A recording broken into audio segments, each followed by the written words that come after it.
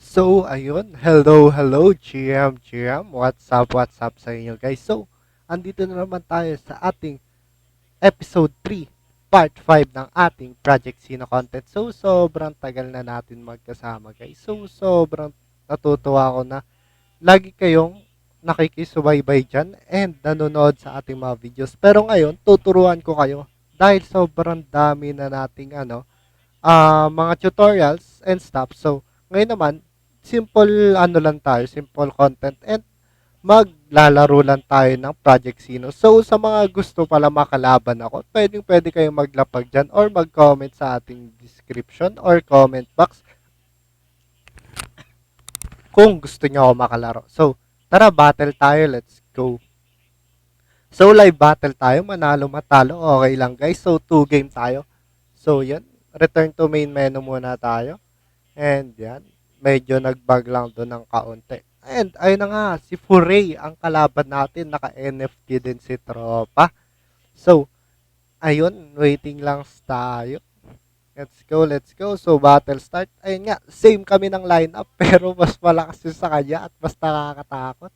Pero yun na nga, ang gagawin muna natin. Unang-una is magdo-dome tayo pero mauna ang kanyang ninja and kanyang guardian. So, tatry lang natin kuhain yung possible damage na pwedeng ibigay ni Tropa.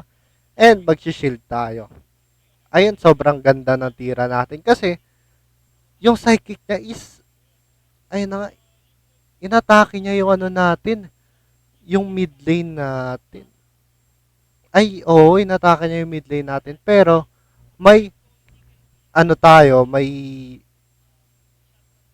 yung skill ni, ni Guardian, yung magnet, nakuha natin yung damage. So, napakaganda nun para sa side natin. So, let's go. Mag-energy gain tayo and magli-little ninja tayo. Ba't nga tayo magli-little ninja? So, I hope na walang AOE damage yung psychic niya. Kasi kapag may AOE damage siya, iiyak tayo dyan, guys. Pag may AOE damage yan si Tropa. So, ay na nga, baka mag-damage si psychic na naman dito. So, gagawin natin is magfa-fireball tayo and Konagakure no Jutsu. Ay, wait lang. Feel ko ito para mamaya kapag lumabas na yung -1 energy natin is sobrang helpful sa atin. So, ayan. Umatake na nga si tropa kong si tropa kong ninja, umatake na. Kunoichi and isang poison slay, sobrang sakit tropa. Pero magla-lifesteal tayo and isang fireball para sa'yo. Critical damage yan. Let's go. And ito na nga guys, yung little ninja natin na napakasakit. Ang against natin dito is may poison na tayo. And yung little ninja natin is nakapagbigay ng damage per second sa atin. So let's go. Try natin makabawi. Medyo lugi tayo dito pero gagawin natin yung best natin. So gaganyan tayo. And ayan, let's go. And hoping hindi niya pa i-burst yung mid lane natin. Let's go.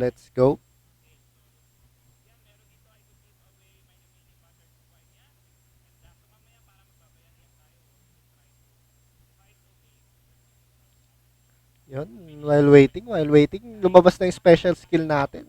Ayun na, lumabas na ang kanyang damage. So, gagato tayo. And, I think mag-underworld na tayo. Also, Konohagakure no Jutsu tayo muna. Para kapag may fireball na si Psychic is hindi tayo matatamaan or matatanggal natin yung debuffs. Ayan, hoping. Underworld tayo, dodoble yan or masasakit pa ang ating poison dyan. Ayun, 16, grabe, napakasakit. Nag-underworld na din si tropa pero di matatamaan ng damage ang ating ninja. Uy, grabe nga yun. Uy, kalma. Uy, grabe nga yun. Ang sakit nito tropa, 234 damage para sa ating lahat.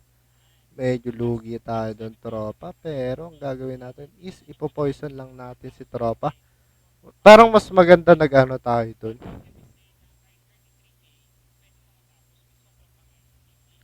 medyo lugi na tayo dito kasi grabe yung skill niya. O, tiyan, pwede natin yan tingnan, no?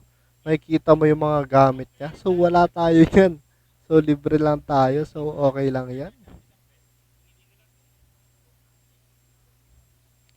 Ayan, ayan. So, dyan tayo again. So, sa mga malalakas na naka-NFT and hoping maganda yung magiging ano natin.